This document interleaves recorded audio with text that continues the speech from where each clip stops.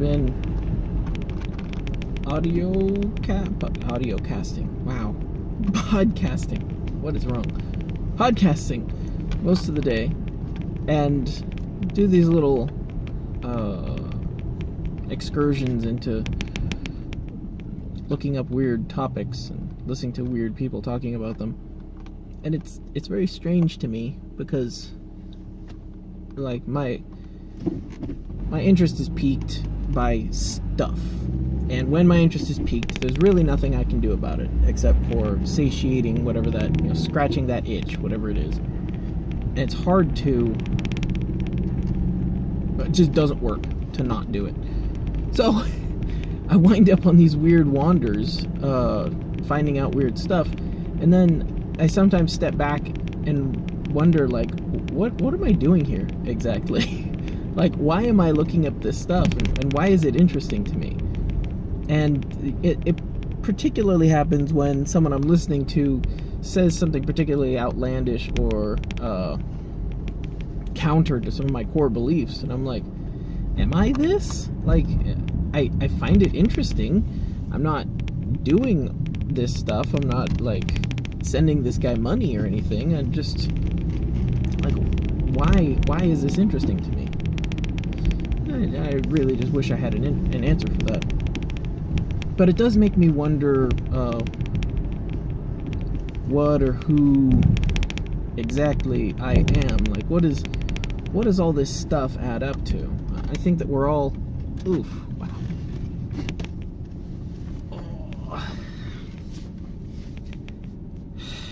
When I was running that cutter yesterday, there was a section in the work area where I had to lean over to get something. So I leaned over, like, well, I know exactly how many times I leaned over, like 63 times. Possibly a few more. So there's like a certain spot in my back that's sore.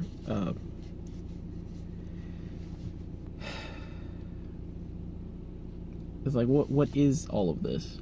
And why? What is this and why? And I think, that's what it was. I think that we're all... I think that we all have unique interests. And I think that we're gifted certain things by our Creator, who, makes us truly unique.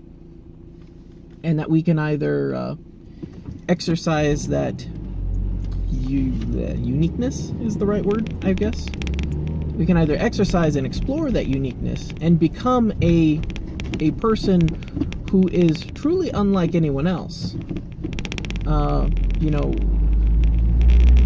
Having a point of reference, based on my history as XYZ and a person who's interested in ABC, I have a unique perspective. And someone else can have exactly that. But there's a counter to that, and that's only if you explore this stuff. If you don't explore it, then you're following a path that someone else has set before you. So it needs to be about doing your own thing, about pursuing your interests, about following stuff that and not making excuses to not follow your pursuits. There's a lot of stuff that I like get really deep into, and then I just suddenly lose interest. And it doesn't mean anything after that, or at least I don't think it means anything, but it has in some way changed me. That experience, that understanding, that knowledge has in some way changed me.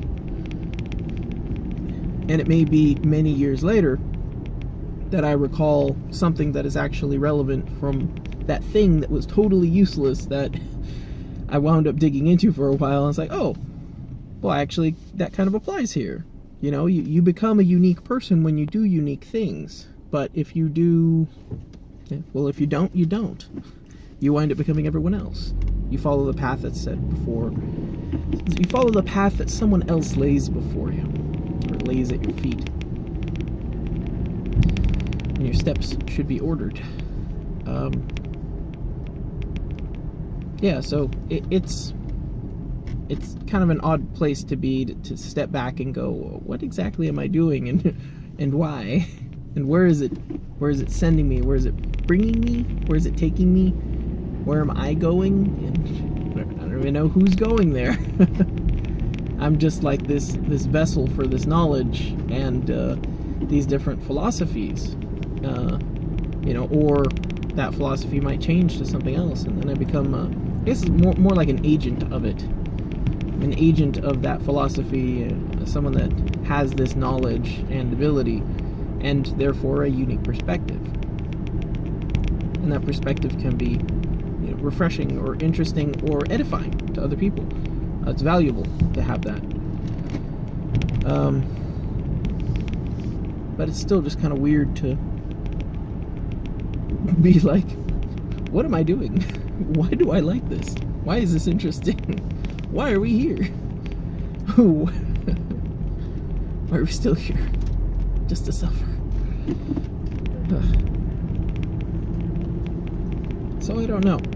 There's lots of other political stuff that I'm into, and like societal stuff, obviously religious aspects of some of this stuff. I have a very diverse set of interests, and it gets confusing sometimes. So I wonder, what the objective is, or what the end goal is. What is it that I'm really exploring here as far as all this privacy stuff goes?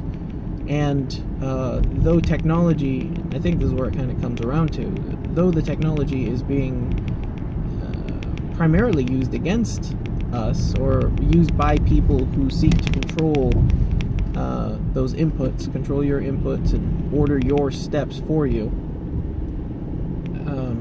place that path before you, I think that we can take back the technology in a certain way, and use it, or a free version of it, and to help us out. And to be clear, when I say technology, I guess what I really mean is software, which is kind of weird to say.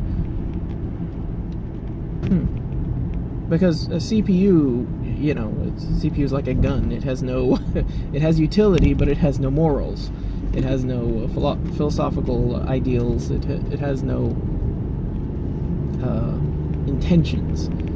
It's just a very complicated piece of silicon with variable levels of oxidation.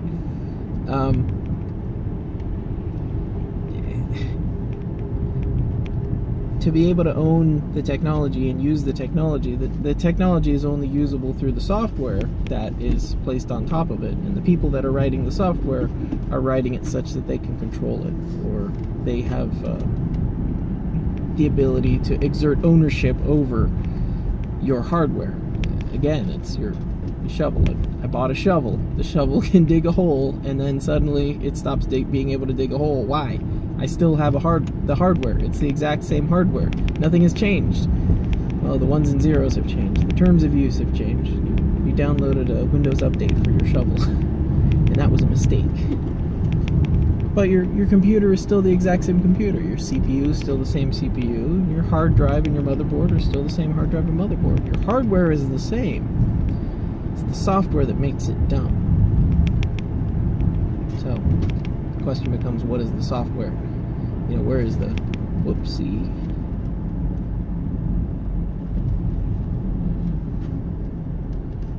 Slight accident there.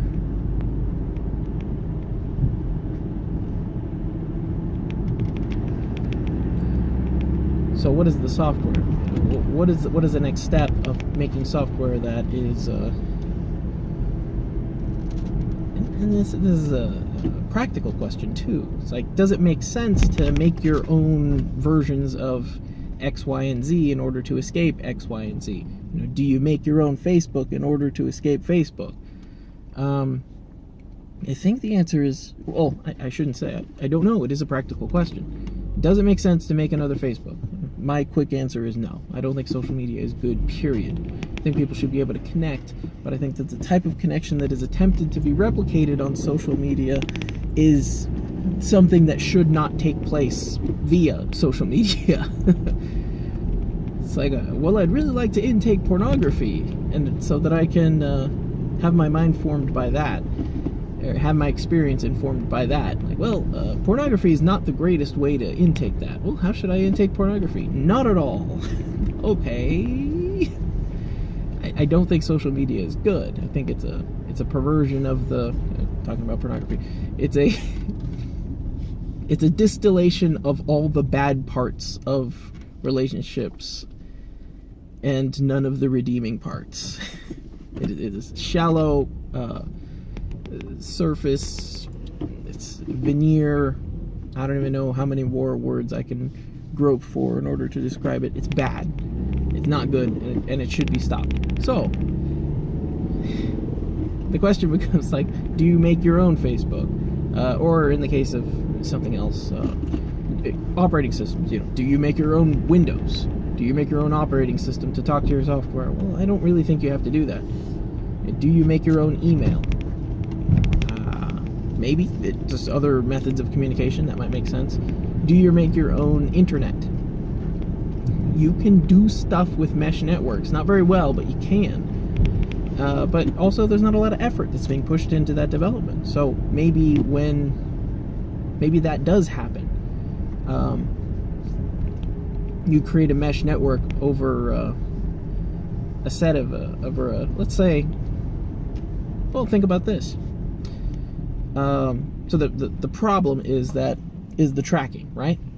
So the problem is that they're able to track you and your thoughts about X, Y, and Z because you're going through their platform, or they're able to track your physical location through the cell network.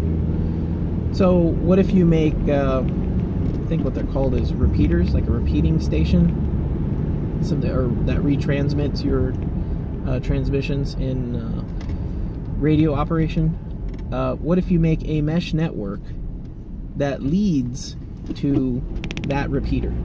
So like the gateway to the internet there's one point, and then in order to connect to that gateway or to that network, you have a mesh network that's distributed over a wide area, or even, let's say, a few square miles, let's say. So you go to those square miles, you connect to the mesh network, you say whatever you're going to say, you post whatever you're going to post, and the only knowledge is that the gateway that the data came through is that one point, that one gateway point. That would be more anonymous. You could technically narrow it down to, well, anyone with cell network access in this general area, but that's a lot of people. You might be able to correlate some of that data, but the wider the mesh network gets, the more you can anonymize the data that's going through it. Imagine an entire city covered by a mesh network with very few internet access points. At that point, all you really know is if you're going through that internet access point is it came from this city. And having, well, Troy was in the city at that point. Yeah, so were several million other people. What's your point? That's more interesting. This is all just off the top of my head, but now I'm thinking of that as a practical problem. That's moderately doable. It's interesting.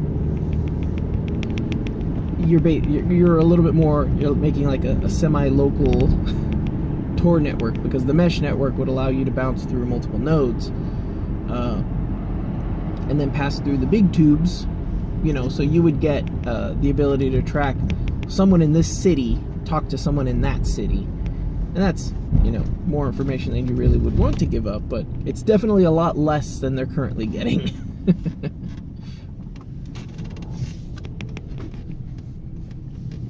That's an interesting idea.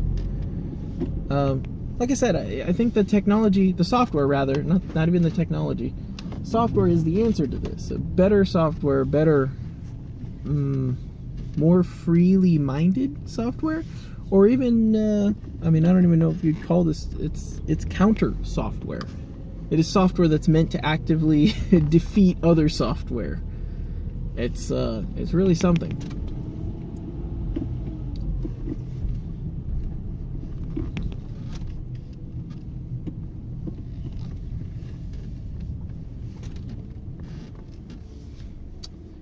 Alright, I gotta go. have to think about this stuff more. It's an interesting idea.